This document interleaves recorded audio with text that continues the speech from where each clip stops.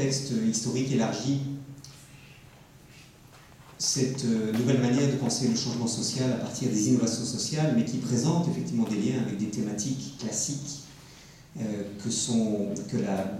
les syndicats ont porté, et notamment celui de la justice sociale et de la lutte contre les inégalités. Je voudrais partir au fond de ce qui a justifié cette invitation et ce qui sera évoqué dans le débat qui va suivre, partir de la question de l'alimentation aujourd'hui et de la manière dont aujourd'hui on remet en cause le système dont nous avons hérité. Nous avons, au fond, depuis quelques années, pris conscience de ce que la manière dont les systèmes agroalimentaires se sont développés depuis 25 ans, 30 ans, atteignent aujourd'hui certaines limites. Et ces limites sont principalement, mais pas exclusivement, d'ordre écologique. Les différentes limites écologiques que nous sommes en train de franchir, qui ont été, par exemple, étudiées par l'équipe de Johan Rockström au centre sur la résilience qu'il dirige à Stockholm, sont des limites qui tiennent aux émissions de gaz à effet de serre qui accélèrent le réchauffement climatique, des limites qui tiennent à la réduction de la biodiversité, résultat elle-même de l'extension des monocultures, des limites aussi qui tiennent de l'impact de notre pratique consistant à utiliser l'atmosphère, l'azote de l'atmosphère, à synthétiser cet azote pour le transformer en ammoniac pour les engrais chimiques. Nous retirons de l'atmosphère à peu près 121 millions de tonnes d'azote par an, alors que c'est à peu près 35 millions de tonnes que l'on pourrait retirer de manière durable. Et ce qui me frappe, c'est que ces différentes limites qui ont été identifiées par Johan Rockström et ses collaborateurs, qui sont, si vous voulez, les limites qui vont au-delà de ce cercle vert dans lequel nous sommes dans un espace acceptable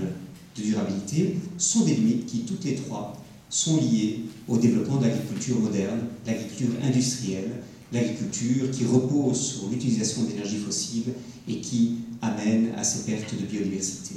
En d'autres mots, les systèmes agroalimentaires tels qu'ils se sont développés sont au cœur au fond de ces seuils écologiques que nous sommes en train de franchir. Les systèmes agroalimentaires ne sont pas les seuls responsables de ces seuils écologiques en train d'être dépassés, mais ils ont une responsabilité tout à fait importante. Alors pourquoi est-ce le cas ? Eh bien parce que l'agriculture, l'alimentation se sont développées dans une direction qui est tout à fait clairement orientée vers la satisfaction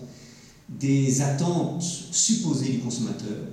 que l'on présume vouloir pouvoir acquérir des aliments à bas prix tout au cours de l'année, à travers une agriculture qui mise sur les économies d'échelle, qui mise sur la mécanisation, qui mise sur l'utilisation de variétés végétales améliorées au détriment de l'agrobiodiversité, et qui fait cela à travers, au fond, une rémunération faible du producteur et des travailleurs agricoles, à travers des subsides aux intrants qui accélèrent et augmentent cette dépendance sur les énergies fossiles et qui encouragent une certaine manière industrielle de produire et, au fond, aussi de consommer. Et cette agriculture industrielle, ce système agroalimentaire moderne, entre guillemets, a toute une série d'impacts que chacun aujourd'hui reconnaît. Des impacts environnementaux, je les ai évoqués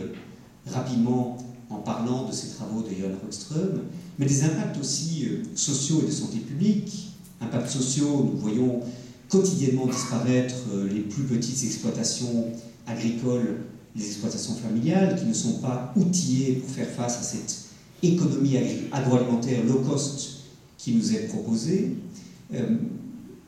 Impact de santé publique également, puisque c'est au fond une certaine manière de consommer qui est encouragée à travers cette agriculture industrielle qui s'est développée, qui nous rend de plus en plus dépendants d'aliments fortement transformés, distribués par les supermarchés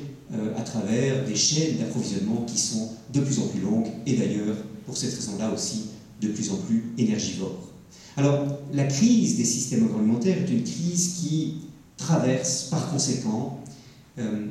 la question de l'environnement, la question de l'équité sociale et la question de la santé publique. C'est une crise à plusieurs niveaux qui, d'une certaine manière, peut être vue comme une opportunité. La crise est en effet une préoccupation commune à plusieurs groupes qui n'ont pas toujours travaillé ensemble et qui n'ont pas toujours su former des alliances. Par exemple, les ONG environnementales, et Bernard Fels y a fait allusion, on peut travailler jusqu'à présent avec les syndicats d'agriculteurs. Les ONG environnementales, on peut travailler avec les médecins qui pourtant aujourd'hui s'inquiètent de l'impact sur notre santé du type de consommation que l'agriculture industrielle encourage et au fond subsidie. Aujourd'hui, ces différents acteurs, ONG environnementales, scientifiques, préoccupés de ce que nous sommes en train de franchir, les limites écologiques que la planète peut accepter, syndicats de travailleurs agricoles et petits producteurs, médecins et politiques soucieux de l'impact